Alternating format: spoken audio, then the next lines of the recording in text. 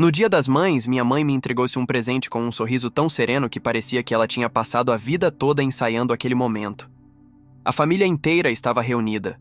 Meus tios, meus primos, minha irmã mais nova, até meu pai, ou pelo menos o homem que eu chamava de pai. Tinha bolo, churrasco, cerveja na mesa, música baixa no fundo, tudo como manda o figurino da data. Mas bastou ela dizer, abre agora na frente de todo mundo, que alguma coisa no ar mudou. Um arrepio subiu pelas minhas costas, e quando abri a caixinha, o mundo simplesmente parou. Dentro tinha um teste de DNA, aqueles de farmácia com um QR Code para acessar o resultado online. E tinha uma carta escrita à mão. A caligrafia dela. Só de bater o olho já deu um nó na garganta.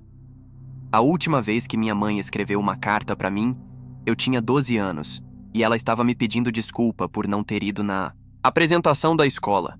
Na época, eu achei que ela era a melhor mãe do mundo por isso. Hoje eu não sabia mais o que pensar.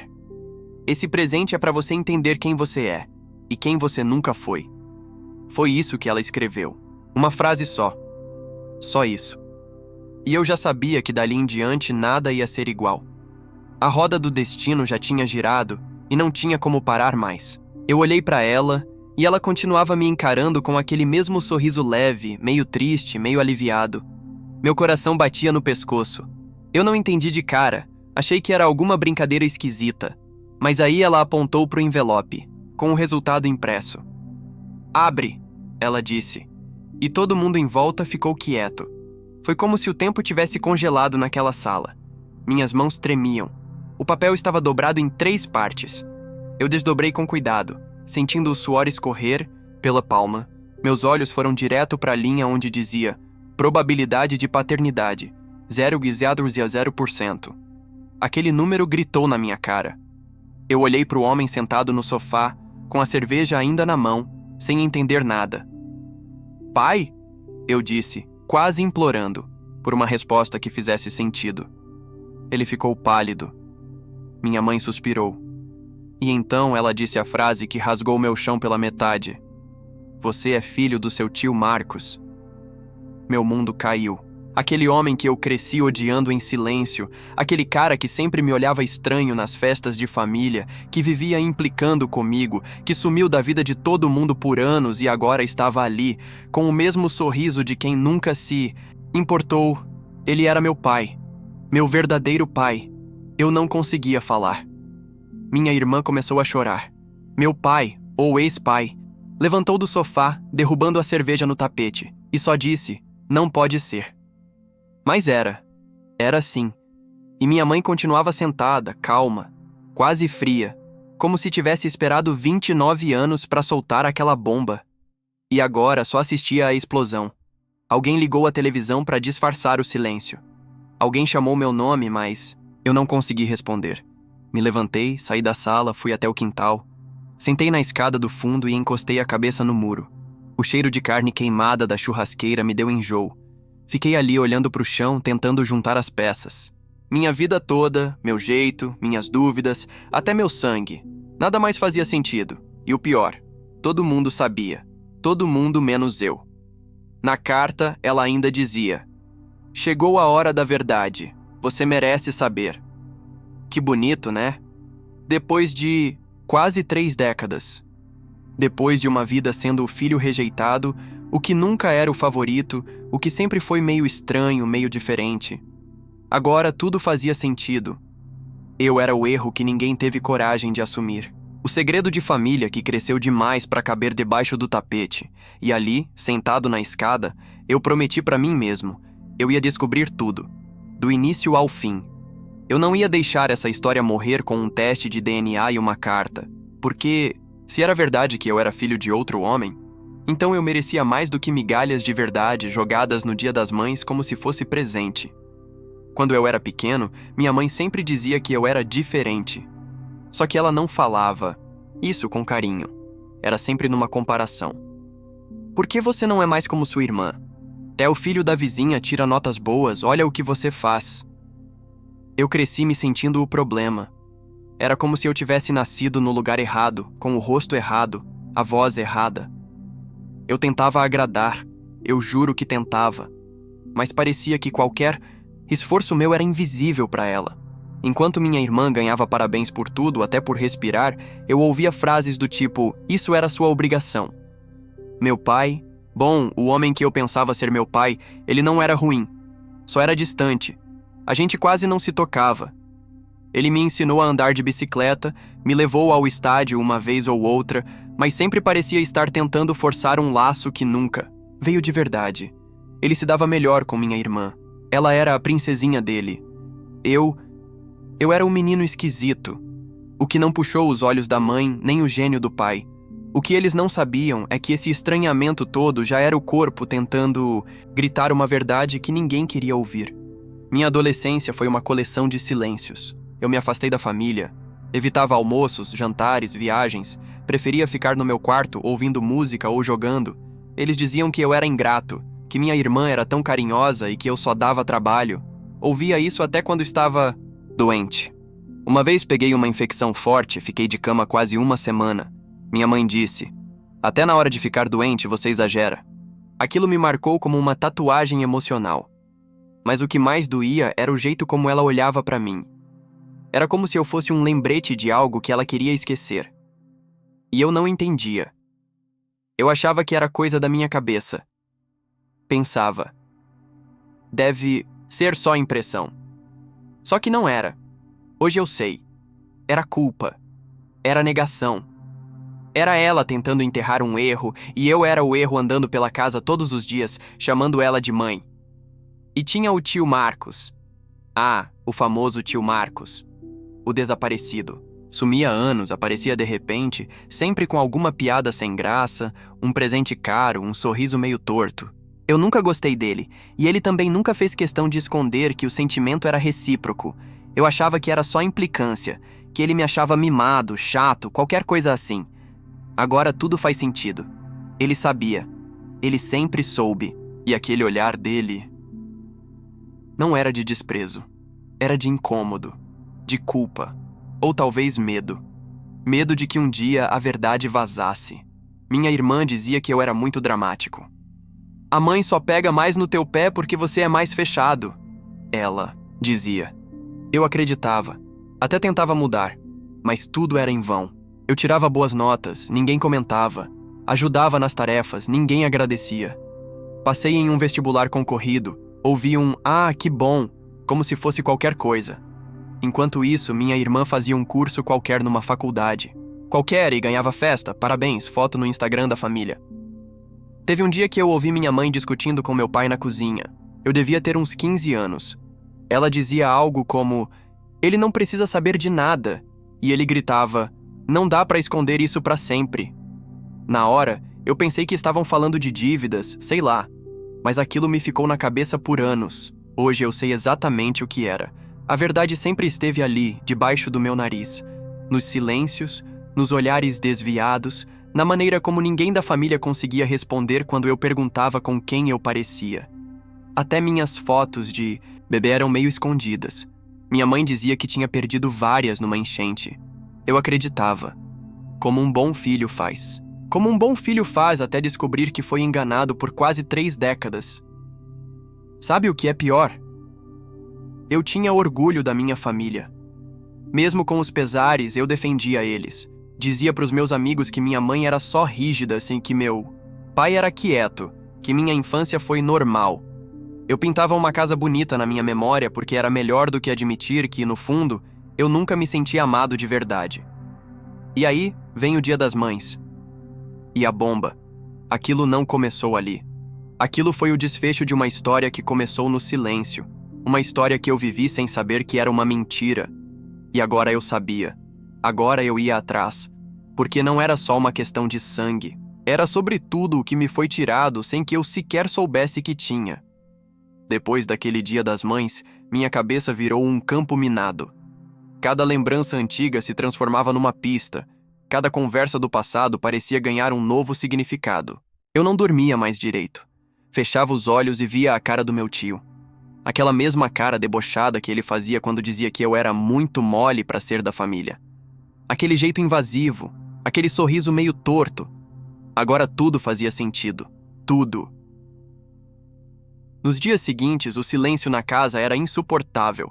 Minha mãe agia como se nada tivesse acontecido. Fazia café, varria o quintal, falava com os vizinhos. Eu evitava olhar para ela. A raiva e a confusão batiam no meu peito igual tambor de escola de samba.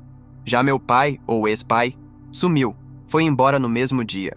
Não falou comigo, não olhou para trás. Só pegou o carro e foi. E ninguém comentava nada. Como se fosse só mais um domingo estranho em família. Eu tentei conversar com minha irmã. Perguntei se ela sabia de alguma coisa. Ela hesitou. Disse que tinha desconfiado, mas que nunca quis acreditar. Como assim desconfiado? Ela morava na mesma casa que eu. A mãe sempre foi mais dura com você, ela disse. E o pai, ele sempre teve aquele jeito. Ah, claro. Sempre aquele jeito. Sempre a mesma desculpa para tudo. Comecei a buscar respostas por conta própria. Peguei álbuns antigos, liguei para parentes distantes, gente que eu não falava há anos. Descobri que minha mãe e o tio Marcos tiveram um caso rápido quando eram adolescentes. Que ele era o namorado dela antes de sumir por uns tempos. E que depois de uns meses ela reapareceu grávida. Meu pai tinha assumido tudo como se fosse dele. A história oficial era que eles tinham se apaixonado e casado rápido. Mas agora eu sabia. Aquilo foi um acordo, um pacto de silêncio. Fiquei obcecado. Mergulhei fundo. Comecei a montar a cronologia da minha própria origem. Até descobri que minha avó, a mãe da minha mãe, implorou para ela contar a verdade quando eu era criança. Mas ela disse que ia destruir a família. Engraçado. E esconder não destruiu também? A cereja do bolo veio quando encontrei no fundo de uma gaveta uma carta antiga. Uma carta escrita pelo meu pai para minha mãe, logo depois que eu nasci. Ele dizia: "Eu não sei se vou conseguir amar esse menino, mas vou tentar. Por você." Eu reli essa frase umas 20 vezes. E cada vez doía mais. Eu tinha passado a vida toda tentando ser amado por um homem que, desde o primeiro dia, já sabia que eu não era dele. E mesmo assim, tentou, do jeito dele. Quieto, distante, torto, mas tentou. E o tal tio Marcos? Esse nem se deu o trabalho de fingir surpresa. Quando fui tirar satisfação, ele deu de ombros. "E daí?" ele disse. "Tá vivo, não tá?" Eu tive que respirar. Fundo! Eu queria gritar, bater, sumir. Mas eu segurei. Eu só disse: "Você sabia e nunca fez nada." E ele respondeu: "Não era meu papel." Eu ri. Eu ri porque era tão absurdo que só podia ser piada. "Não era seu papel?" Repeti. Sabe, o que não era meu papel? Crescer achando que eu era um erro. A partir dali, tudo virou uma espiral. Os parentes começaram a comentar, fofocas surgiam por todo lado. Alguns me olhavam com pena, outros com desprezo. Fui virando o assunto principal dos almoços de domingo. "Você viu o caso do filho do fulano? Parece que ele é do Marcos, né?" E o pior era a sensação de estar nu. Como se minha vida tivesse sido arrancada do armário e jogada no centro da sala. Minha mãe, quando confrontada de novo, só disse: "Você não ia aguentar saber antes. Olha o tamanho da arrogância. Como se ela tivesse o direito de decidir o que eu podia ou não aguentar. Como se a dor de viver uma mentira fosse menor do que a dor da verdade. E no meio disso tudo, eu comecei a me questionar quem eu era de verdade. Será que eu era mais parecido com aquele homem frio, sem afeto? Ou com o ausente debochado? Será que eu era só o reflexo de duas escolhas erradas? Será que eu tinha sido um acidente? E se eu fosse? Eu ainda merecia amor? A tensão foi crescendo. Chegou num ponto em que eu mal conseguia trabalhar. Não conseguia comer. Era como se eu estivesse vivendo fora do meu próprio corpo. Observando tudo de fora, num filme triste sem final. Mas uma coisa começou a nascer ali no fundo do poço. Uma faísca. Um desejo. Uma decisão. Se eles me negaram a verdade, eu ia fazer o oposto. Eu ia escancarar. Mostrar que a verdade, quando vem, não destrói. Ela liberta. O estopim veio numa terça-feira comum. Eu já estava dormindo no sofá fazia quase 2 semanas. Não conseguia mais ficar no mesmo ambiente que minha mãe. A presença dela me dava náusea. Eu acordava de madrugada com a cara dela, no sonho, dizendo: "Você merece saber." Como se ela tivesse feito um favor. Como se o presente dela não tivesse sido um soco na alma embrulhado em fita vermelha. Naquela terça, eu estava no sofá, com fone no ouvido, tentando afogar os pensamentos, em música, quando ela entrou na sala com uma caixa na mão. Sem falar nada, ela colocou a caixa no chão, em frente ao sofá, e disse: "Essas são suas coisas de quando era bebê. Talvez isso te ajude a entender melhor." E saiu. Assim, fria, quase robótica, como se fosse entregar uma marmita. Fiquei olhando aquela caixa por uns 5 minutos. Quando criei coragem, comecei a vasculhar. Tinha uma mantinha azul, fotos meio desbotadas, uma roupinha pequena e lá no fundo, uma carta. Mais uma. Dobrada, amarelada, com a mesma caligrafia que agora me dava calafrios. A carta era endereçada a Marcos. Dizia que ela estava grávida, que não sabia o que fazer, que ele não queria assumir, que ela ia inventar uma história. Dizia que o namorado dela da época, meu pai, estava disposto a assumir, mas que ela precisava cortar contato. Ela escrevia com medo, com vergonha, com arrependimento, mas também com covardia. No final ela pedia: "Por favor, não volte. Vai ser mais fácil assim. Meu mundo caiu ali." Aquela carta era a confissão que ninguém nunca teve coragem de me dar na cara.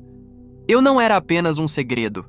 Eu era um problema que ela tentou varrer para debaixo do tapete, com tanto empenho que me criou como um lembrete constante do erro dela. Tudo se encaixava. O desprezo disfarçado de rigidez, o favoritismo descarado com minha irmã, a frieza nos aniversários, a falta de carinho espontâneo. Ela não conseguia me amar porque me associava à maior vergonha da vida dela. Naquele momento, eu surtei. Peguei a caixa, levei até a cozinha, joguei em cima da mesa. Chamei ela aos gritos. Quando ela apareceu, perguntei com todas as letras: "Você me odiou esse tempo todo, né? Fala a verdade. Olha na minha cara e diz que não me odiava." Ela ficou em silêncio. E o silêncio dela foi a resposta mais cruel que eu podia receber. Porque quem ama, reage. Quem ama, nega, chora, tenta se explicar. Ela não disse nada. Só abaixou a cabeça. Eu ri. Ri de nervoso. Ri de nojo. Ri de mim mesmo por ter acreditado que aquele feliz Dia das Mães que eu dizia todos os anos era real. Por ter feito desenho de coração quando era criança. Por ter pedido desculpa mesmo quando eu não tinha culpa. Por ter tentado por tantos anos conquistar um amor que nunca esteve ali. Foi nesse dia que eu tomei minha decisão. Eu ia embora. Ia sumir.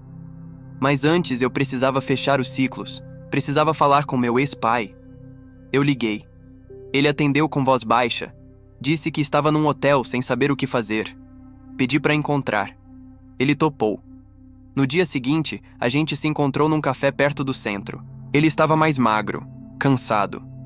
Sentou à minha frente e, por um tempo, ninguém falou nada.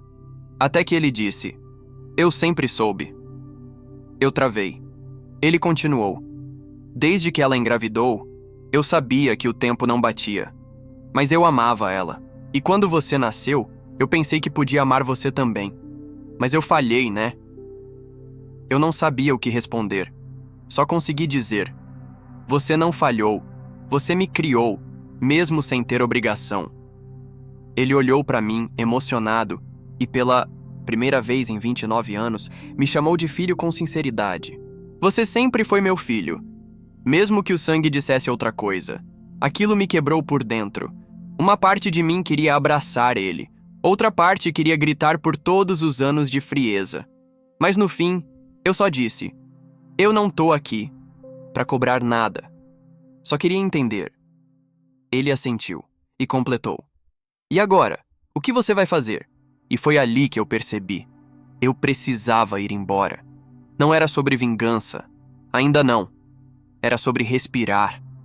Sobre sair daquele ninho de mentiras antes que eu me afogasse de vez. Eu disse: "Vou sumir por um tempo, cuidar de mim." E ele só disse: "Faz isso, você merece." Naquela noite, arrumei minha mochila, peguei umas roupas, meu notebook e saí de casa. Minha mãe tentou perguntar para onde eu ia. Eu não respondi. Ela quis chorar. Eu não deixei. Apenas fechei a porta. E senti o ar entrando no meu peito como se fosse a primeira vez que eu respirava de verdade. Sair de casa foi como arrancar uma flecha cravada há anos. Doeu. Mas foi libertador. Eu não levei muita coisa. Roupa básica, meus documentos, celular, notebook e um caderno. Isso era tudo que eu tinha, e a verdade. Pela primeira vez na vida, a verdade era só minha. Fui para casa de um amigo que morava sozinho. Contei parte da história. Ele me acolheu sem muitas perguntas. Só disse: "Fica aqui o tempo que precisar." Durante os primeiros dias, eu dormia, mal, com pesadelos estranhos. Mas entre uma insônia e outra, comecei a escrever. Escrevi tudo, do começo ao fim, cada detalhe, cada frase da minha mãe, cada gesto do meu ex-pai, cada olhar torto do meu verdadeiro pai. Coloquei tudo no papel.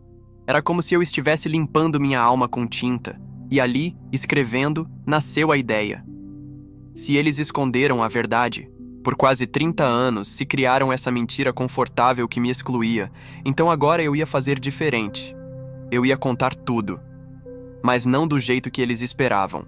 Nada de barraco, nada de grito. Eu ia contar de forma elegante, fria, pública. Eu ia expor a verdade com classe e deixar que ela queimasse devagar. Comecei a adaptar o que escrevi num formato de crônica. Usei um pseudônimo. Criei um perfil anônimo num fórum de histórias da vida real. Publiquei a primeira parte e, para minha surpresa, o texto viralizou. Em menos de 24 horas, mais de 50 mil pessoas tinham lido.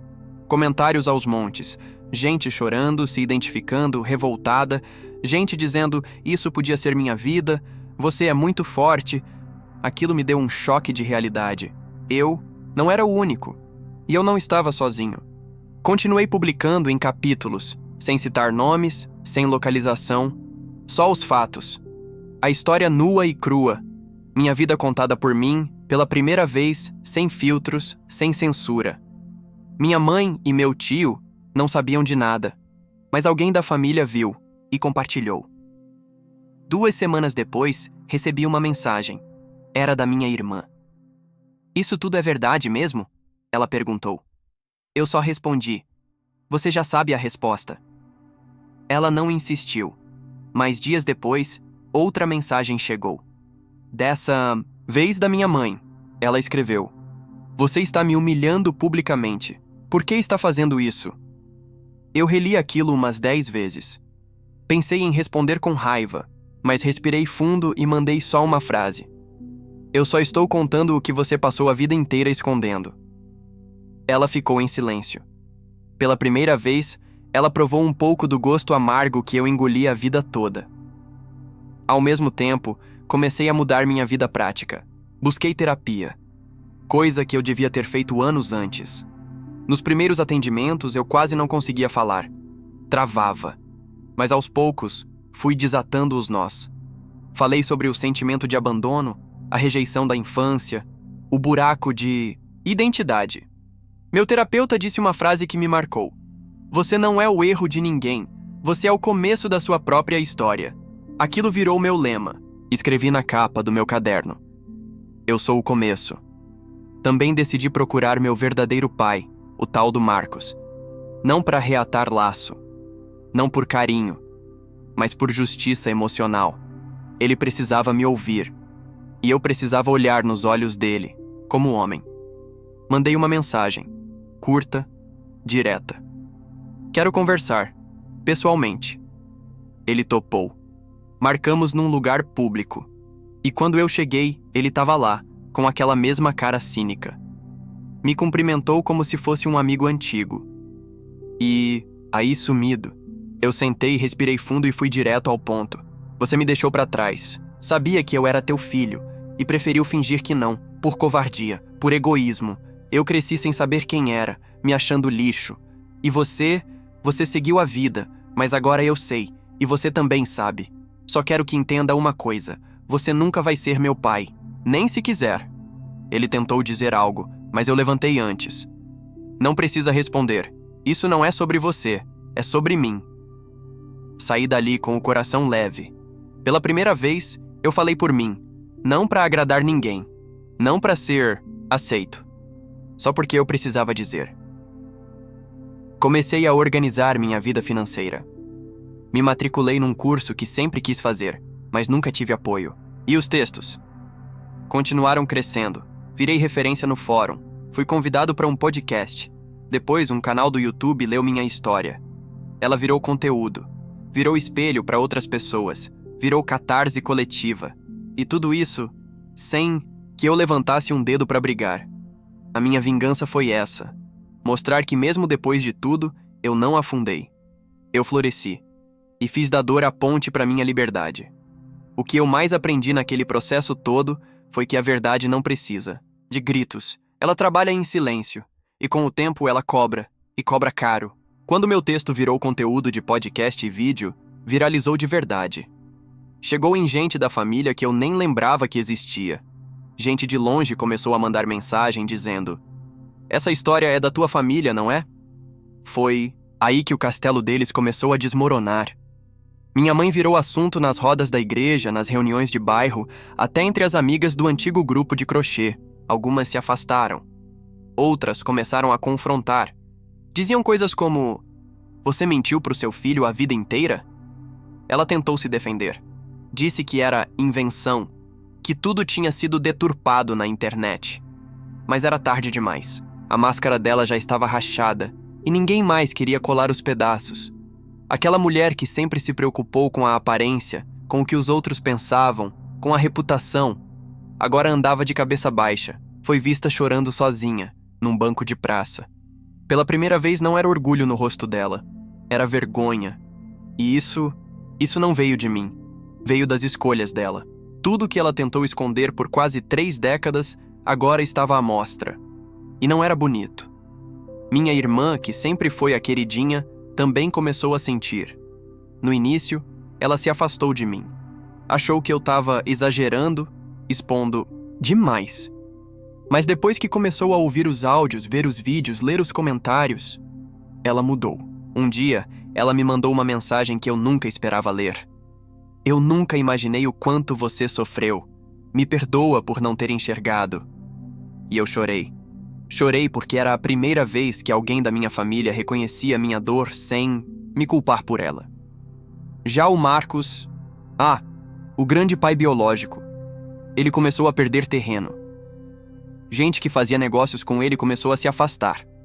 Um conhecido em comum me contou que ele perdeu 2 clientes grandes por causa da exposição. Não porque alguém o cancelou, mas porque os clientes disseram que não queriam trabalhar com alguém que mentia até sobre o próprio filho. Ele até tentou bancar o ofendido. Disse que eu era ingrato, que nunca precisei dele. E é verdade. Nunca precisei. E agora, menos ainda. Enquanto ele reclamava da repercussão, eu ganhava seguidores. Gente me agradecendo por ter coragem de contar. Outros filhos rejeitados dizendo que minha história tinha ajudado eles a se posicionar. Eu estava transformando dor em cura, enquanto ele transformava silêncio em castigo. Um detalhe interessante. Algumas tias começaram a me procurar. Tias que, por anos, ficavam do lado da minha mãe.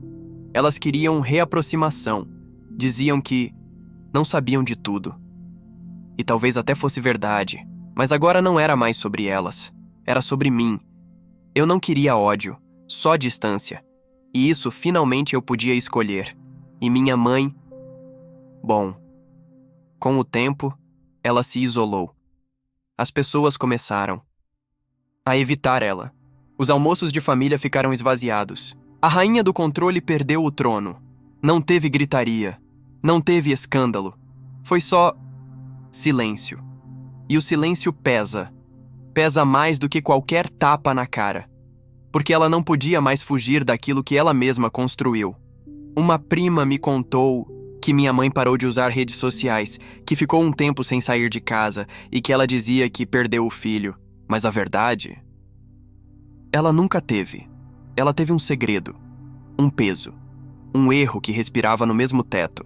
E agora, que ela tinha a chance de finalmente me ver como filho, ela não sabia como lidar com isso.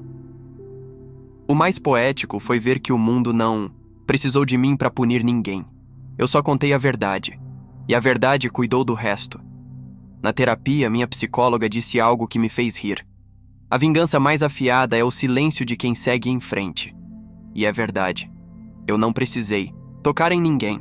Só precisei viver. Só precisei crescer, florescer, transformar. Enquanto eles desmoronavam um a um, eu só assistia de longe.